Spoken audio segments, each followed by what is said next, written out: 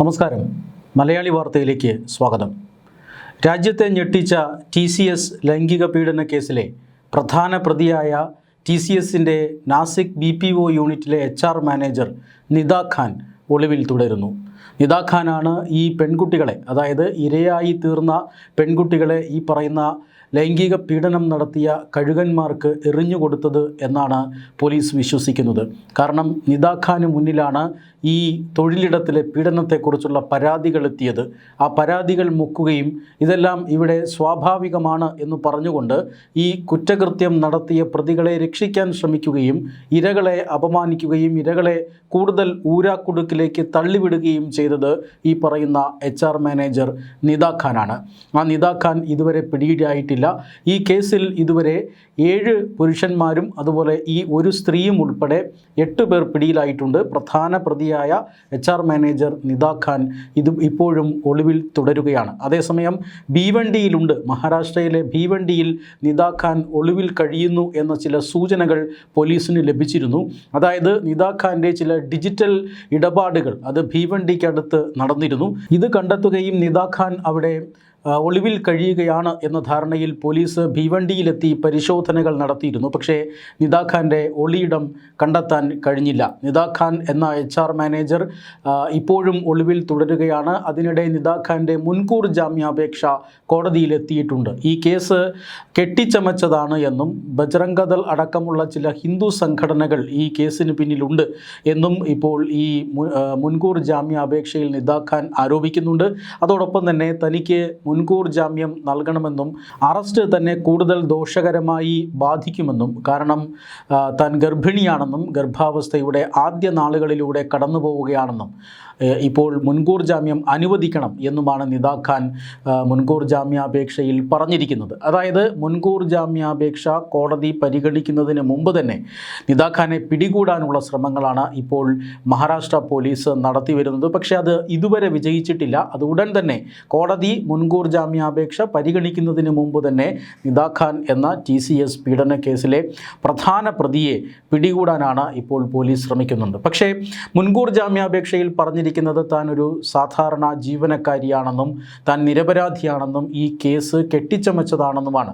പക്ഷേ ഇത്ര നാളായും നിദാ ഖാൻ ഒളിവിൽ കഴിഞ്ഞിട്ടും പിടികൂടാൻ കഴിയാത്തത് തന്നെ നിദാ ഖാൻ സാധാരണക്കാരിയല്ല എന്നതിൻ്റെ തെളിവാണ് എന്നും പോലീസ് ചൂണ്ടിക്കാട്ടുന്നുണ്ട്. അതായത് നിരവധി പെൺകുട്ടികളാണ് TCSൻ്റെ നാസിക് യൂണിറ്റിൽ ലൈംഗിക പീഡനത്തിന് ഇരയായത്. അവിടെ ജോലി ചെയ്യുന്ന സ്ത്രീകളെ അല്ലെങ്കിൽ യുവതികളെ അവിടെയുള്ള സഹപ്രവർത്തകർ തന്നെ, ഒരു സംഘം സഹപ്രവർത്തകർ തന്നെ പീഡിപ്പിക്കുകയായിരുന്നു.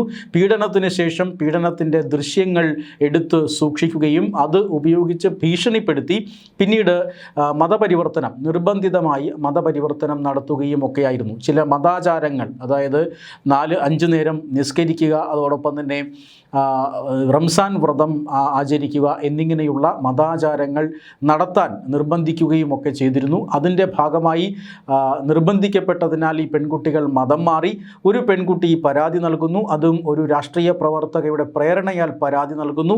ആ പരാതി ലഭിച്ചതിന് ശേഷം മഹാരാഷ്ട്ര പോലീസ് വേഷം മാറി, പോലീസിലെ വനിതാ ഉദ്യോഗസ്ഥർ വേഷം മാറി ഹൗസ് കീപ്പിംഗ് സ്റ്റാഫുകൾ എന്ന വ്യാജേന TCSൻ്റെ ഈ ക്യാമ്പസിൽ കയറിപ്പറ്റുകയും അവിടെ പരിശോധനകൾ നടത്തുകയും കാര്യങ്ങൾ നേരിട്ട് ബോധ്യപ്പെടുകയും ഒക്കെയാണ് ചെയ്തത്. അതായത് ഈ പരാതിയിൽ പറഞ്ഞ കാര്യങ്ങളെല്ലാം സത്യമാണെന്നും അവിടുത്തെ ഒരു സംഘം ജീവനക്കാർ അവിടുത്തെ പെൺകുട്ടികളെ ലൈംഗികമായി ഉപദ്രവിക്കുന്നുണ്ടെന്നും ഇതുമായി ബന്ധപ്പെട്ട പല മീറ്റിങ്ങുകളും അതോടൊപ്പം തന്നെ പെൺകുട്ടികളെ ഭീഷണിപ്പെടുത്തുന്ന തരത്തിലുള്ള പ്രവർത്തനങ്ങളും അവിടെ നടന്നിട്ടുണ്ടെന്നും ഇത്തരം പ്രവർത്തനങ്ങൾ അത് സാധാരണ ഒരു തൊഴിലിടത്തിലെ പീഡനമല്ല, മറിച്ച് രാജ്യദ്രോഹ അല്ലെങ്കിൽ രാജ്യസുരക്ഷയെ പോലും ബാധിക്കുന്ന തരത്തിലുള്ള ഒരു കുറ്റകൃത്യമാണ് എന്നും പിന്നീട് മഹാരാഷ്ട്ര പോലീസ് കണ്ടെത്തുകയായിരുന്നു.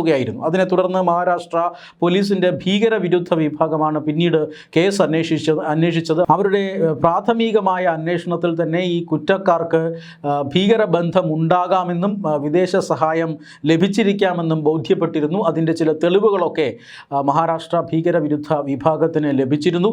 ഇതിനെ തുടർന്നാണ് ഇവർക്ക് അല്ലെങ്കിൽ ഈ കേസിൽ വളരെ കാര്യക്ഷമമായ അന്വേഷണം നടക്കണമെന്നും ഈ കേസിൻ്റെ അന്വേഷണം NIA ഏറ്റെടുക്കണമെന്നും വിലയിരുത്തലുണ്ടായത്. ഉണ്ടായത്. അതിൻ്റെ ഭാഗമായിട്ടാണ് മഹാരാഷ്ട്ര പോലീസ് ഈ കേസ് NIA അന്വേഷിക്കണം എന്നാവശ്യപ്പെടുന്നു. NIA സംഘം മഹാരാഷ്ട്രയിലെത്തി പരിശോധനകൾ നടത്തി.